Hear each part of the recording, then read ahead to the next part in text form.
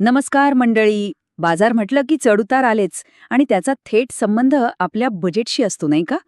म्हणूनच आजच्या या विश्लेषणामध्ये आपण 5 महत्वाच्या पिकांची म्हणजे कांदा, गहू, सोयाबीन, कापूस आणि पपई यांची बाजारातली सद्यस्थिती काय आहे याचा सखोल आढावा घेऊया, जेणेकरून आपल्याला योग्य निर्णय घेता येतील. पण हो, पुढे जाण्याआधी एक छोटीशी आठवण. जर तुम्हाला बाजाराची अचूक आणि वेळेवर माहिती हवी असेल तर आपल्या कृषी साथी चॅनलला सबस्क्राईब करायला विसरू नका. चला तर मग सुरुवात करूया एका मोठ्या आणि गंभीर आव्हानाने. सध्या कांदा उत्पादक शेतकरी एका अशा संकटातून जात आहेत की त्याला दुहेरी फटका बसला आहे असं म्हटलं तर अजिबात चुकीचं ठरणार नाही. तर आपला पहिला विभाग आहे कांदा. आणि खरं सांगायचं तर बाजारात सध्या जे चित्र आहे ना, ते पाहून मन अक्षरशः सुन्न होतं. कांद्याचे दर इतके कोसळले आहेत की संपूर्ण बाजारपेठाच एका मोठ्या संकटात सापडली आहे. फक्त हा आकडा पहा.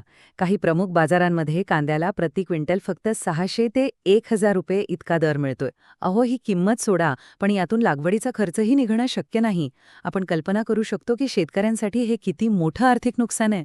पण प्रश्न हा आहे की अचानक दरांमध्ये इतकी मोठी घसरण का झाली? यामागे नेमकं काय घडतंय? याची 2 मुख्य कारणं आहेत. पहिलं, लाल कांद्याची काढणी सुरू झाल्यामुळे बाजारात आवक प्रचंड वाढली आहे. आणि दुसरं, त्या तुलनेत उठाव म्हणजेच मागणी खूपच कमी आहे. आणि अर्थशास्त्राचा साधा नियम आहे, जेव्हा पुरवठा जास्त असतो आणि मागणी कमी असते तेव्हा दर कोसळतातच. आणि याच परिस्थितीला म्हणतात दुहेरी फटका. म्हणजे बघा, आधी अवकाळी पावसाने हातातोंडाशी आलेलं पीक खराब केलं आणि आता जे काही पीक वाचलं त्याला बाजारात दर मिळत नाहीये. ही एक अत्यंत गंभीर आणि खरंच वेदनादायी परिस्थिती आहे. बरं, कांद्याच्या या निराशाजनक परिस्थितीतून आता एका आशेच्या बातमीकडे वळूया. गव्हाच्या बाजारातली परिस्थिती बरीच स्थिर आणि सकारात्मक दिसतीये. सध्या लग्नसराई असल्यामुळे गव्हाच्या बाजाराला चांगला आधार मिळाला आहे. बाजार समित्यांमध्ये गव्हाला सरासरी 2200 ते 2700 रुपये प्रति क्विंटल दर मिळतोय. तर किरकोळ बाजारात तोच गहू 3000 ते 3500 रुपयांपर्यंत विकला जातोय. पण एक गोष्ट लक्षात ठेवली पाहिजे आणि तज्ज्ञांचाही तोच अंदाज आहे. लवकरच रब्बी हंगामातील गव्हाची काढणी सुरू होईल. यामुळे आवक वाढेल आणि दरांमध्ये चढउतार दिसू शकतो. म्हणजेच ही स्थिरता कदाचित तात्पुरती असू शकते. चला, आता सोयाबीनकडे वळूया. आणि इथे शेतकऱ्यांसाठी आणखी एक चांगली बातमी आहे. बाजारात चांगली मागणी असल्यामुळे सोयाबीनच्या दरांना चांगला आधार मिळत आहे. या आलेखात तुम्हाला स्पष्ट दिसतंय की सोयाबीनच्या दरात चांगली सुधारणा झाली आहे. राज्यातील बहुतांश बाजारांमध्ये सोयाबीनला सरासरी 5300 ते 5800 रुपये प्रति क्विंटल दर मिळतोय. ही नक्कीच एक दिलासादायक बाब आहे. आणि सगळ्यात चांगली गोष्ट म्हणजे तज्ज्ञांच्या मते खुल्या बाजारात सोयाबीनची आवक कमीच राहील. याचा सरळ अर्थ असा की हे दर पुढील काळातही टिकून राहण्याची दाट शक्यता आहे.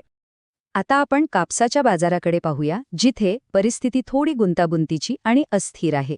गेल्या काही दिवसांपासून दरांमध्ये सतत चढउतार दिसून येत आहेत. यामागे 3 मुख्य घटक आहेत. 1. अतिवृष्टीमुळे यंदा कापसाचे उत्पादन घटले आहे.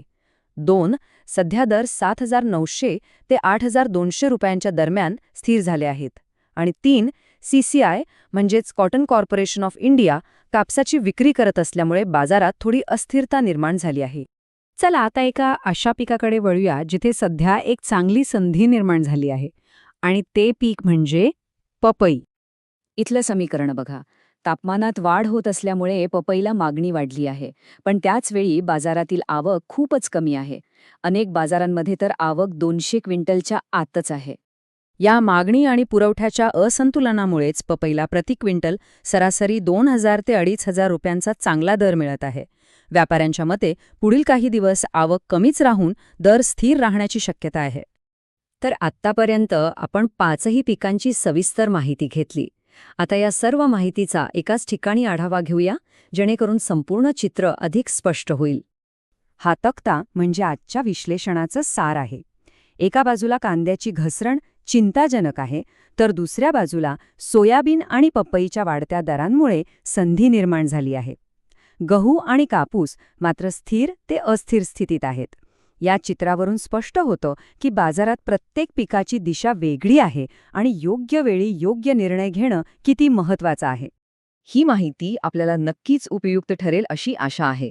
बाजारावर अशीच अचूक नजर ठेवण्यासाठी आणि वेळेवर माहिती मिळवण्यासाठी कृषी साथीसोबत जोडलेले रहा. तर या संपूर्ण माहितीच्या आधारे आता एक महत्त्वाचा प्रश्न उरतो. बाजारातील या स्थितीनुसार आपली पुढची रणनीती काय असेल यावर नक्की विचार करा.